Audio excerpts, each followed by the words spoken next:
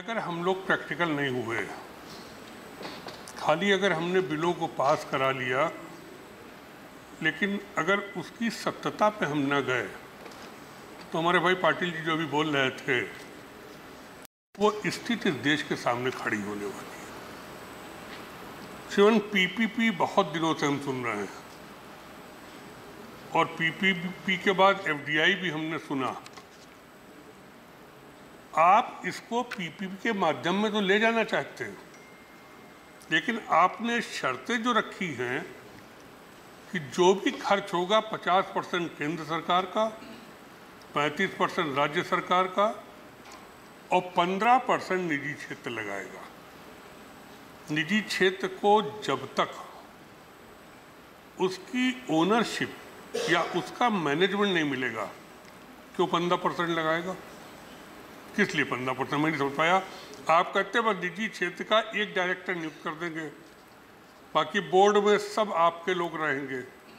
राज्य सरकार किसी एक को चुनेगी, चुन के आपको रिकमेंड करेगी, 100 एकड़ जमीन देगी राज्य सरकार। आपने ये भी नहीं स्पष्ट किया जो 100 एकड़ जमीन दी जाएगी उसको भी 50, 35, 15 में बांटा जाएगा या 100 एकड़ वो पूरी दान में होगी?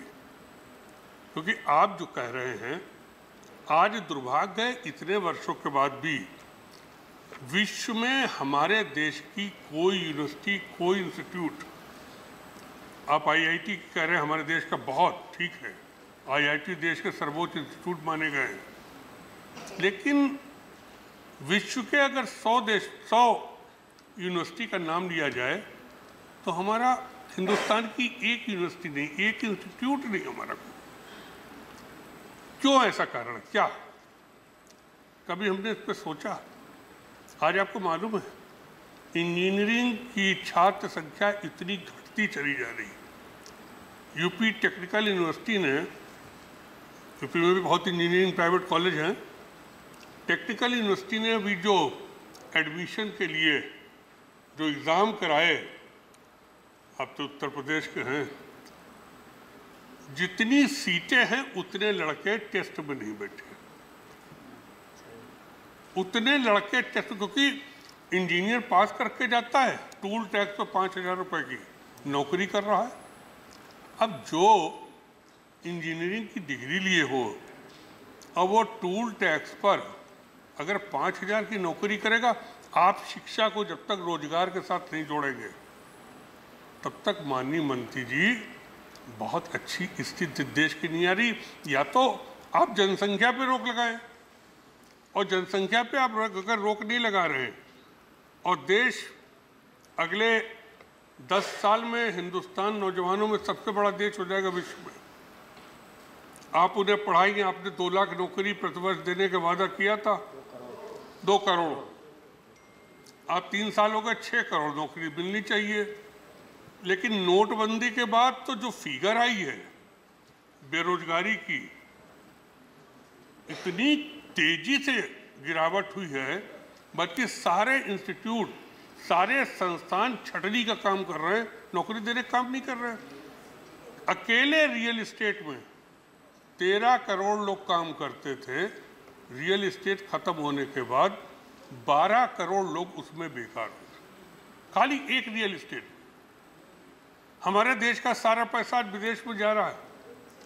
हमारे आपने एफडीआई, रक्षा मंत्रालय में आपको 100% एफडीआई अलाउ करनी पड़ी, क्योंकि लोगों ने कहा जब तक आप पूरा हमको मालिकाना हक नहीं देंगे हम पैसा नहीं लगाएंगे।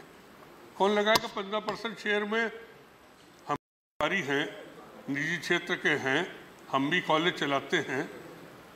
अपने देश में अगर प्राइवेट लोगों ने एजुकेशन को इतना आगे बढ़ाया है, निजी क्षेत्र की आज 80% भागीदारी है एजुकेशन में, और शायद शिक्षा को आज एक बड़े स्तर पर ले जाने का काम निजी क्षेत्र ने किया है।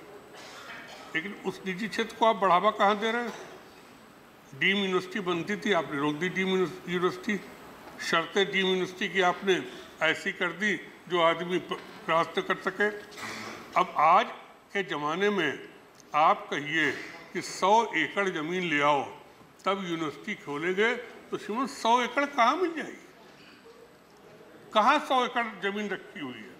वैसे भी घट रही जमीन, और 100 एकड़ आप कहते हैं जमीन में हम यूनिवर्सिटी खोलेंगे, इंस्टीट्यूट खोलेंगे, तो 100 एकड़ कौन मिल जाएगी? हम कहते हैं प्रैक्टिकल क्यों नहीं बनते?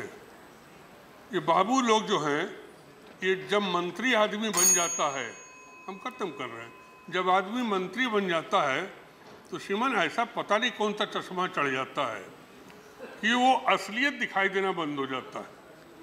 अधिकारियों की सलामी और जी हुजूर जो है वो असलियत दिखाना बंद कर देता है, और उसका नतीजा होता है कि जब मंत्री नहीं होते तब तो हम सही बात कहते हैं, आपसे नहीं करे, आप तो पड़ोसी हमारे और हम, लेकिन मैं आपसे दूर के नहीं है बड़े जी, हम आप असेंबली में भी साथ साथ रहे हैं। मैं आपसे इतना कहूँगा, इसको आप संशोधित करिए। आप 50, 35 और 15 के माध्यम से अगर पीपीपी को लाना चाहते हैं तो आप देख लीजिएगा, आपके एक भी इंस्टीट्यूट नहीं खुलेंगे।